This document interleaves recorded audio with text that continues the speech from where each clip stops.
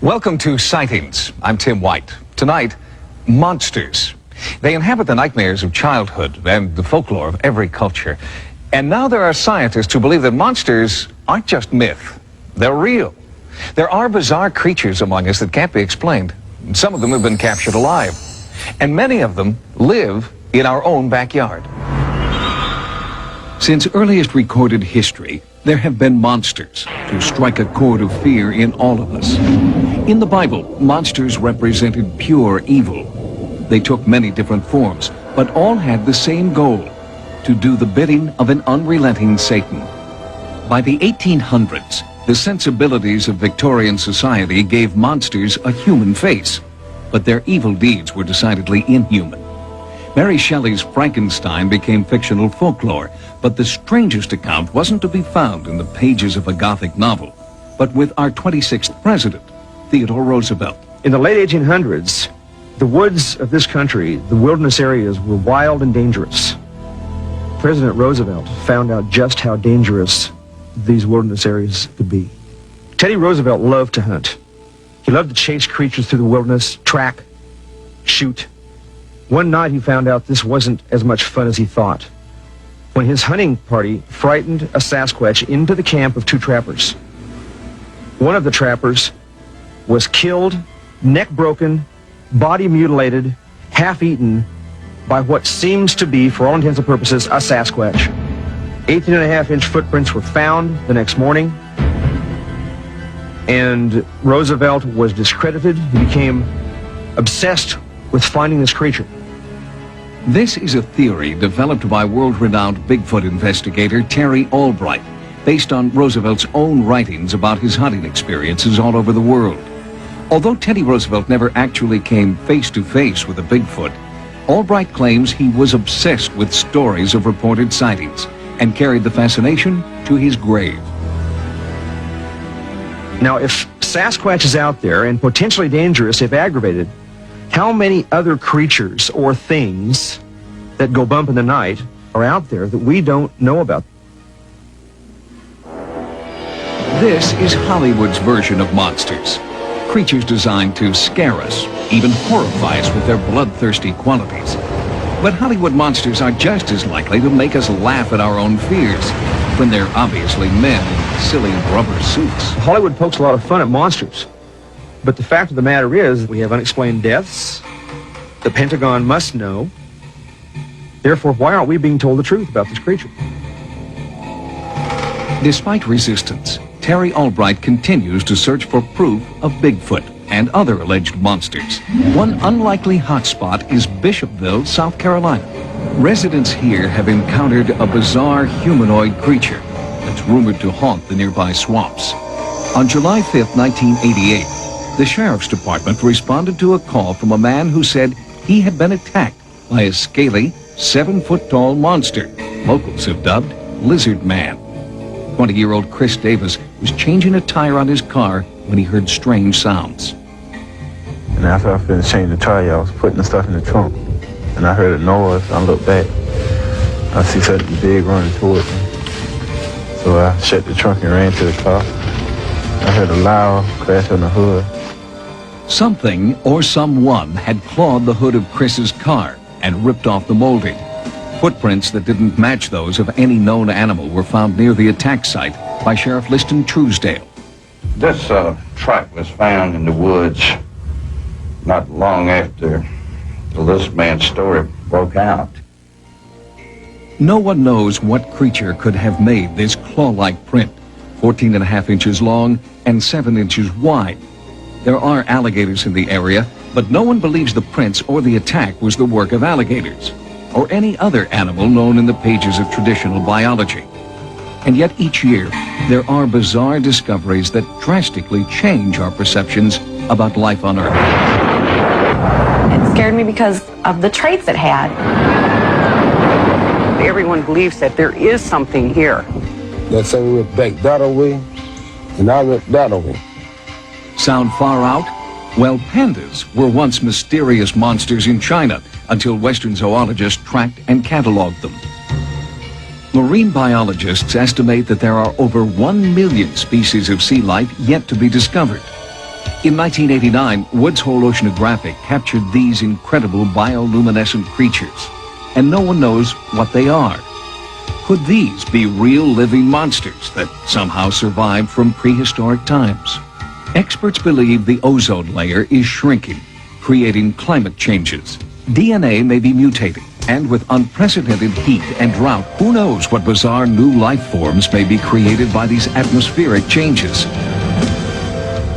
Coming up next. Its appearance was just a large humanoid creature walking like a human being. Our sightings investigators search for the legendary Bigfoot. There is no possibility that could be a man in a fursuit. A monster 8 feet tall, half man, half beast. Perhaps the elusive missing link between humans and apes. Since the first recorded sighting in 200 BC, creatures matching this description have been reported worldwide. But witnesses have caught only fleeting glimpses of the monster we now call Bigfoot. Is he, or she, real? From their office in San Dimas, California, Terry Albright and his partner Peter Gattila are obsessed with tracking down the legendary Bigfoot. For over a year, the team has been concentrating on a rash of reliable sightings in Sonora, California. Signs of the creature's impact on local business are everywhere. In fact, the residents have adopted Bigfoot as an unofficial mascot. Travels up and down the west coast, and it's in Alaska in the summertime and then comes back down here for winter. Biggest thing is size and its movement. More human-like than anything, than any animal. It had to be Bigfoot. There was no other answer. Here, Albright and Gattila ask eyewitness Faye Milner to return to the site of her first Bigfoot encounter. We got out of the car, and dogs started raising hell and just barking and sniffing and carrying on. So I just looked around. I thought, well, you know, maybe there's something here. Looked up here and saw 3 Bigfoots standing there. During an examination of the forest, the researchers found evidence they believe confirms Bigfoot was there. And recently, These branches way up here and up here. Now, some of these branches have been rubbed raw of bark. Places where things have been broken off, as you can see, through here. Not only that, below it, there is a path. Here is a branch which has been knocked off and walked over many times. Broken branches here, pushed down branches there. Something has obviously come through here regularly. the evidence is similar to that found throughout the Pacific Northwest and British Columbia, and eyewitness descriptions are strikingly similar. We could see them go behind that tree in through that opening, and then they were gone.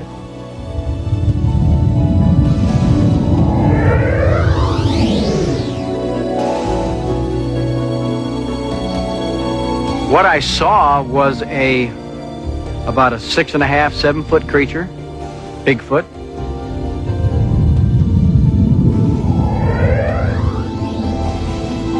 That's the scariest I've probably been in my life, to be that close to something and not see it and feel it. And the way it was breathing, I figured that thing was big, big. Its appearance was just a large humanoid creature walking like a human being. In the Himalayas, it's called Yeti. These tracks were found at the base of Mount Everest. The Chinese call it Fei-Fei, a 10-foot tall creature whom they say has a taste for human flesh. Native Americans call it Oma. In Canada, it's Sasquatch. And in the western United States, we call it Bigfoot. October 20th, 1967, Bigfoot research pioneers Roger Patterson and Bob Gimlin discover the trail of what they believe is an enormous Bigfoot. They gather what evidence they can, and deep in this pine forest, begin to feel an uneasy presence. They face a dilemma. How will they react if a Bigfoot actually appears? We came around a bend in the creek where there was a downfall tree. At that point, as we came around the bend in the creek there, this creature was standing beside the creek. Startled by the looming presence of the creature, The horses reared. Roger Patterson was thrown to the ground, but steadied his camera long enough to capture this legendary creature on film. They encountered it very close, I think 20, 25 feet away, and Roger Patterson turned on his movie camera, ran after it as far as he could, and finally he stopped and it walked away. Further perspective on the footage comes from Grover Krantz, a physical anthropologist at Washington State University. Here is a cast that was made at the in 1967 at the site where Roger Patterson got a movie of one.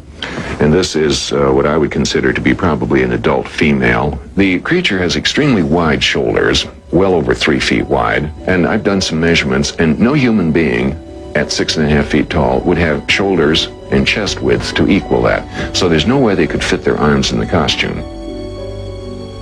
I've gone through the whole film and reconstructed everything, the exact body movements and everything you can. And I'm satisfied that there is no possibility that could be a man in a fursuit. There's just no way around it. If the film is not a hoax, then this is the moving image of a giant unknown species, probably female, as she passes alone by a river. Her slow retreat suggests no fear of man and no desire to make contact with us. Films, videotapes, and plaster casts of giant footprints do little to satisfy skeptics who believe that Bigfoot is nothing more than hoax and folklore.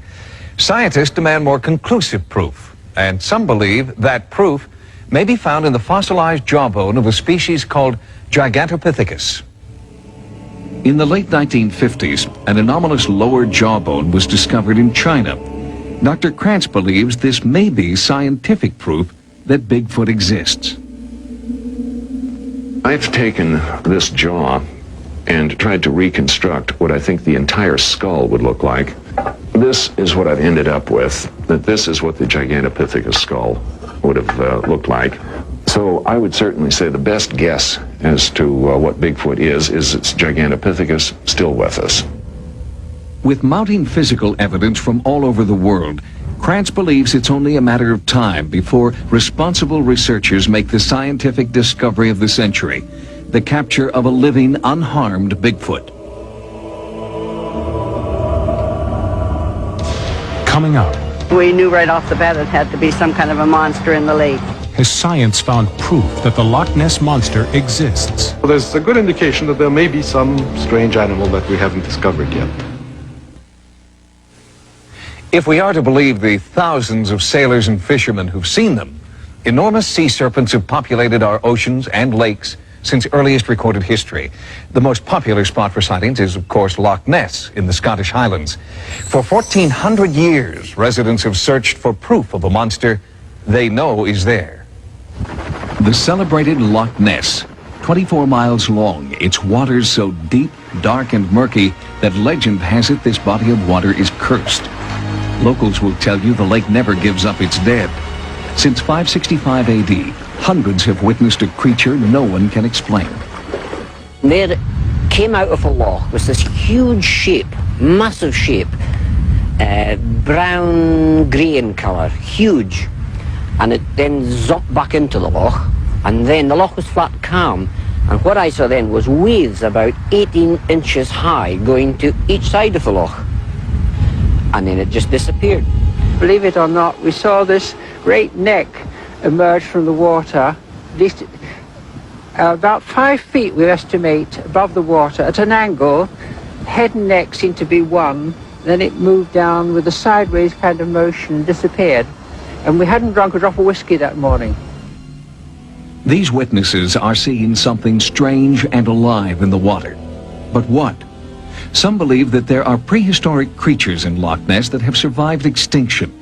What else could explain this bizarre figure, captured in the most famous of all Loch Ness Monster photographs? Taken by a reputable London surgeon in 1933, this was the start of a worldwide search for proof of the monster. The big question in all this, of course, is, are these animals real? Why don't we catch them? Why do we see them so rarely? In order to answer these questions, scientists have used many different techniques to photograph or even capture the Loch Ness Monster. In 1975, the Academy of Applied Sciences made headlines around the world with these remarkable pictures. They clearly show a flipper, an and the body of a creature never photographed before.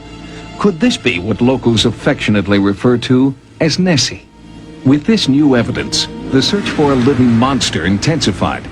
Operation Deep Scan was mounted. Boats equipped with sophisticated radar and sonar worked together to scan every inch of the lake.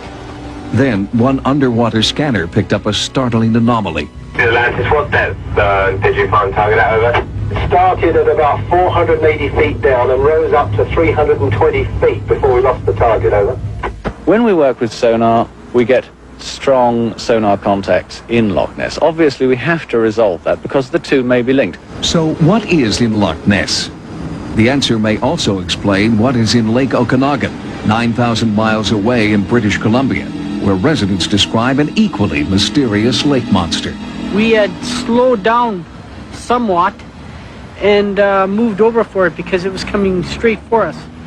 As it got across from us, we could see that this object, it was about 30 feet in length, and it was stirring up a tremendous amount of water. Could the creature that reportedly inhabits this lake be related to the Loch Ness Monster? The sightings follow a similar pattern, going back 100 years when Indians named this monster Ogopogo. All of a sudden, Ogopogo came to the top of the water, and my husband looked at me and he said, "Oh my God, it's Ogopogo!" We figured it's around 40 feet long, and there's no fish in this lake 40 feet long, so it wasn't a fish. We knew right off the bat it had to be some kind of a monster in the lake. Unlike Nessie, an Ogopogo sighting has rarely been captured on film. But in 1987, an American film crew shooting a news documentary on Ogopogo made news themselves when they shot this rare videotape, an unidentified creature rising to the surface of the lake. Nothing around it, nothing in front of it, nothing behind it. What did the news crew film? Was it an extraordinarily large fish or a prehistoric cousin of the Loch Ness Monster? Are witnesses seeing the same type of creature 9,000 miles apart? And could there be more yet to be discovered in other bodies of water around the world? There's a good indication that there may be some strange animal that we haven't discovered yet. Chance will eventually perhaps favor us with discovering everything that lives in the ocean. If lake monsters actually exist, where did they come from? One intriguing theory suggests that during the last ice age, certain prehistoric animals were trapped in what would later become freshwater lakes. The possibility that these monsters are actually living dinosaurs propels scientists to continue serious research. Coming up, the world's most bizarre and frightening creations may be forced into our own backyards. It wasn't a natural thing. It was some kind of, I think it was an unnatural creature. A bolt of lightning, 100 million volts of electricity. Experiments have shown that this may have been the jolt that created life out of seawater. If that's true, imagine the beasts that could be created in the toxic waste of the 20th century. I've never seen anything like it. I was very, very scared. Perhaps the most amazing discovery of all was this creature, captured by Japanese fishermen in 1985. This bizarre carcass was caught off the coast of New Zealand, but the fishermen did not realize the importance of what they'd found. These rare photos were taken before the body was thrown back. Satellite photographs show that thousands of square miles of Pacific Ocean may be heating up. Near Mozambique, a fish thought to be extinct for 2 million years is captured alive. Could all these events be a hint of other monsters yet to be discovered? When I first saw it, the neck was way out of the water. So I went to turn my boat to avoid this. And then all of a sudden the top of it swiveled, like, you know, a head. And that's when the excitement started. Gary Limetta was on a pleasure cruise when he encountered a sea monster. This exclusive footage captures an 8-foot neck rising from the surface. From what Gary Limetta has described, it looked to him like a very large turtle without a shell. The big question is, what can this animal be? After all, we have a catalog of a great number of animals that we have caught in the ocean. Are there any others? We may soon find out. Dwindling animal habitats and destruction of the world's wild places mean animals, perhaps monsters, will soon have nowhere to go but into our own backyards. It scared me because of the traits it had. You know, it wasn't a natural thing. It was some kind of, I think it was an unnatural creature.